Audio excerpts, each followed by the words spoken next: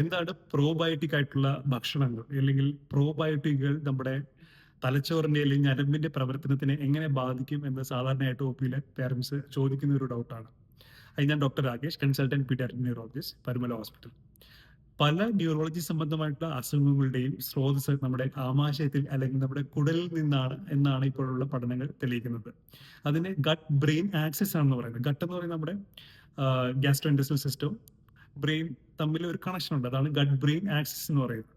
ഇപ്പൊ നമ്മുടെ കുടലിലുള്ള ബാക്ടീരിയകൾ, മോശമായിട്ടുള്ള ബാക്ടീരിയ ഉണ്ട്, നല്ല ബാക്ടീരിയകളും ഉണ്ട്. അപ്പോൾ നല്ല ബാക്ടീരിയകൾ കുറയുകയും മോശമായിട്ടുള്ള ബാക്ടീരിയകൾ കൂടുകയും ചെയ്യുന്ന അവസരത്തിൽ അവര് ബാക്ടീരിയകൾ ഉണ്ടാക്കുന്ന ചില രാസവസ്തുക്കൾ നമ്മുടെ തലച്ചോറിന്റെ പ്രവർത്തനത്തിനെ ബാധിക്കും. പ്രത്യേകിച്ച് ഓട്ടിസം ഉള്ള കുട്ടികളിൽ ഈ സാധാരണയായിട്ട് ഇതുപോലെ ചീത്ത ബാക്ടീരിയകളുടെ അളവ് കൂടി വരുമ്പോൾ അവർക്ക് കോൺസ്റ്റിപ്പേഷൻ, മലബന്ധം, പുളിച്ചു തികട്ടി വരൽ, വയറ് വേദന തുടങ്ങിയ സിംറ്റംസ് ഒക്കെ കാണാറുണ്ട്.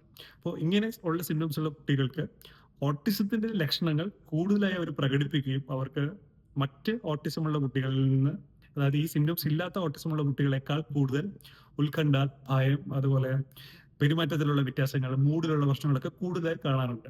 അതുകൊണ്ട് തന്നെ അവരുടെ ഡയറ്റിൽ ധാരാളം പ്രോബയോട്ടിക് ആയിട്ടുള്ള ഭക്ഷണങ്ങൾ ഉൾപ്പെടുത്തേണ്ടത് ആവശ്യമാണ്. പ്രത്യേകിച്ച് തൈര് പോലുള്ള നാച്ചുറൽ ആയിട്ടുള്ള ഫുഡ് ഐറ്റംസ് കൊടുത്താൽ അവർക്ക് നല്ല ബാക്ടീരിയകളുടെ അളവ് നമ്മുടെ കുടലിൽ കൂട്ടാൻ സാധിക്കും.